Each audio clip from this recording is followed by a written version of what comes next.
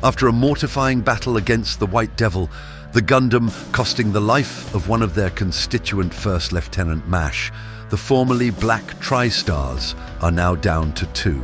They had completely overestimated their fighting prowess by spamming their signature move, the jet stream attack, 2 times, thinking it would outmaneuver their opponent. Well, to be fair, they almost actually did, but aside from just brooding about their loss in battle and withdrawal, they also mourn the loss of their team member. "I can't believe that MASH is gone," First Lieutenant Ortega exclaimed. "Yeah, he's like a family to us," Captain Gaia mournfully answered. Then they hear footsteps from the hallway coming towards them. And after a short while, a silhouette of a burly, bald man facing them would speak. "Did someone say family?" said the man. "What? Who are you?" "My name is Dom. You only lost 1 Dom. I brought you plenty of Dom, so stop moping." Gaia and Ortega are in complete disbelief after seeing a good number of new Doms brought by the man. "How did you get this much Doms? Are you friends with someone from Zimad or High Command?" "I don't have friends. I got family." Family, family, family, family, family. That didn't actually happen. What will happen is we're going to talk about the HGUC MS-09 Dom or RIC Dom and how does it fare nearly 20 years later.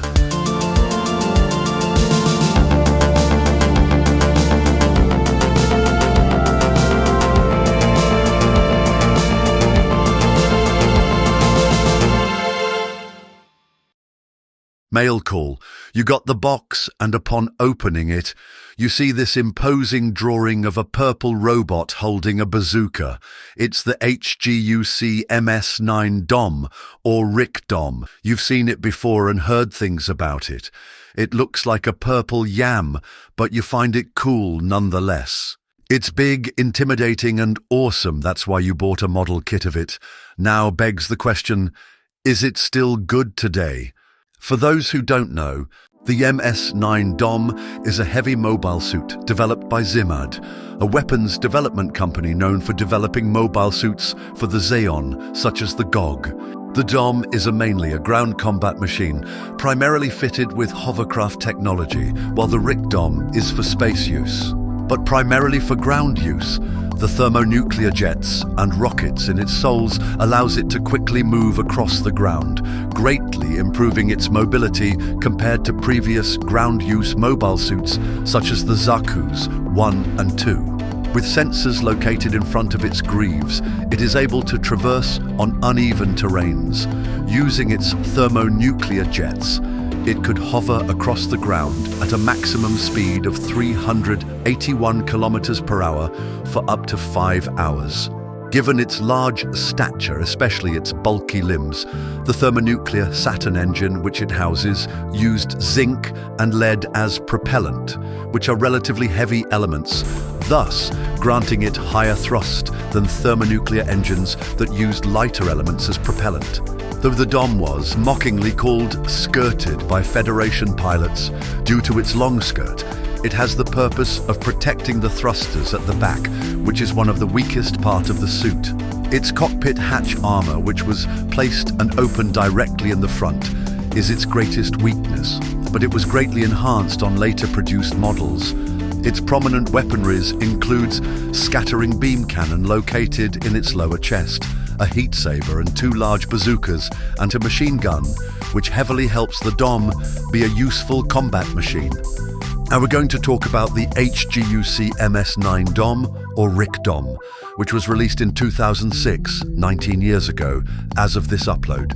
Though there already have been a few mobile suits of its type that has been released before it. How does it hold up by today's Gunpla standards? This kit lets you build either the MS-09 Dom, which is the ground version, or the RIC Dom for the space version. The ability to choose between these 2 versions adds great value and customization options. Excluding the polycaps, the kit contains 5 sizable runners containing all the parts, including the optional ones. and priced at around $15 to $17, you get a considerably large Zeon kit for yourself. The kit captures the DOM's primary visual attributes. The bulky and aggressive look is quite represented ideally, with its large legs, skirtings and wide stance, giving it an imposing presence on display. The surface details are decent and faithful to the design, but with its wide facets, scribing new panel lines would be easy, giving it more freedom for custom builders. Thanks to its wide feet and solid design, the DOM stands firmly without any balancing issues. You don't have to worry about it being knocked over easily, making it easy to pose and display. The scatter beam on the chest, which could have been easily molded on the Yellow Runner, could be quite bothersome to some.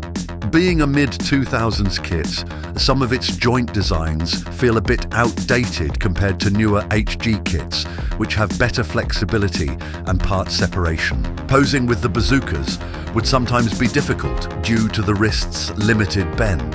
The hands would tend to pop off of the arms when you are not careful enough.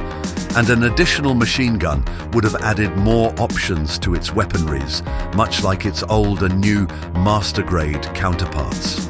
But with the DOM's given size in actual design and its model kit counterpart, I think it's understandable that considerable number of articulations are somehow restricted.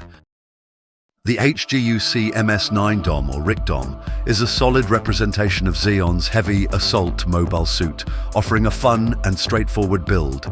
Despite its age, it remains a great kit with excellent shelf presence from its robust and imposing design. It may not be the most articulated kit, but it makes up for it with its iconic design, solid build, and dual configuration options. Whether you prefer the DOM for land battles or the RIC DOM for space combat, this kit delivers a classic Zeon experience. If you're a fan of one-year war mobile suits, this is a must-have for your collection. And to me, this kit is still gloriously grand.